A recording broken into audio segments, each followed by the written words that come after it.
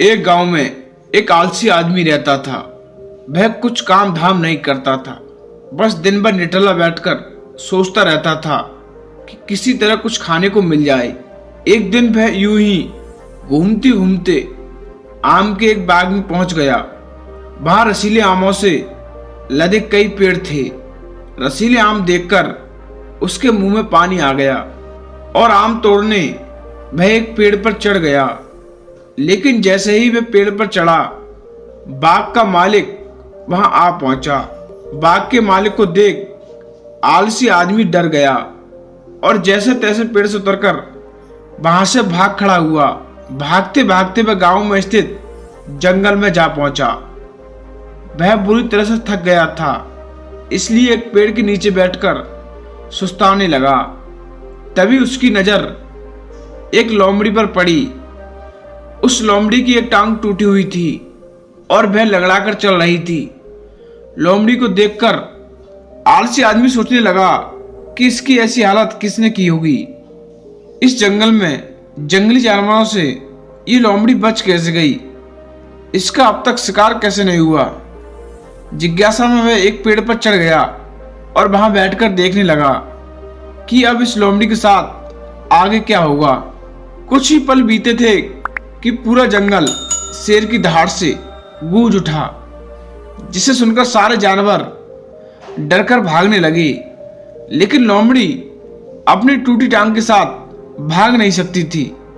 वह वहीं खड़ी रही। शेर लोमड़ी के पास आने लगा। आलसी आदमी ने सोचा कि अब शेर लोमड़ी को मारकर खा जाएगा, लेकिन आगे जो हुआ वह बहुत अजीब था। शेर लोमड़ी के पास पहुंचकर खड़ा हो गया। उसके मुंह में मांस का एक टुकड़ा था, जिसे उसने लोमड़ी के सामने गिरा दिया। लोमड़ी इत्मीनान के साथ मांस के टुकड़े को खाने लगी। थोड़ी देर बाद शेर वहां से चला गया। ये घटना देखकर आलसी आदमी सोचने लगा कि भगवान सच में सर्वेसर्वा है। उसने धरती के समस्त प्राणियों के लिए, चाहे वह जानवर हो या इंसान, खाने पीने का प्रबंध कर रखा है। वह अपने घर लौट आया। घर आकर वह 2-3 दिन बिस्तर पर लेटकर प्रतीक्षा करने लगा कि जैसे भगवान ने शेर के द्वारा लोमड़ी के लिए भोजन भिजवाया था, वैसे ही उसके लिए भी कोई ना कोई खाने पीने का सामान ले आएगा। लेकिन ऐसा नहीं हुआ। भूख से उसकी हालत खराब होने लगी। आखिरकार उसे घर से बाहर निकलना ही पड़ा।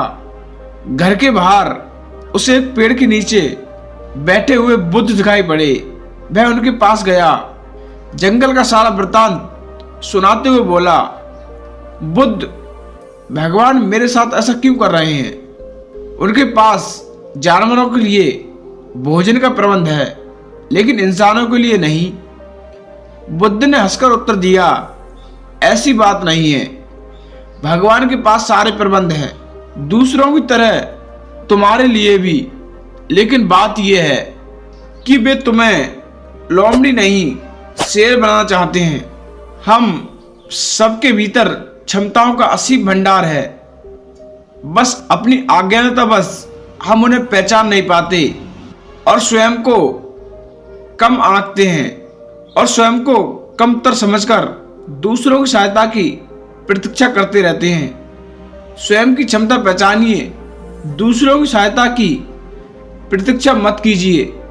इतने सक्षम बनिए कि आप दूसरों की सहायता कर सकें। आप लोमड़ी नहीं, शेर बने। उस तरह आपको वीडियो लाइक और चैनल को सब्सक्राइब करें। वीडियो देखने के लिए बहुत बहुत धन्यवाद।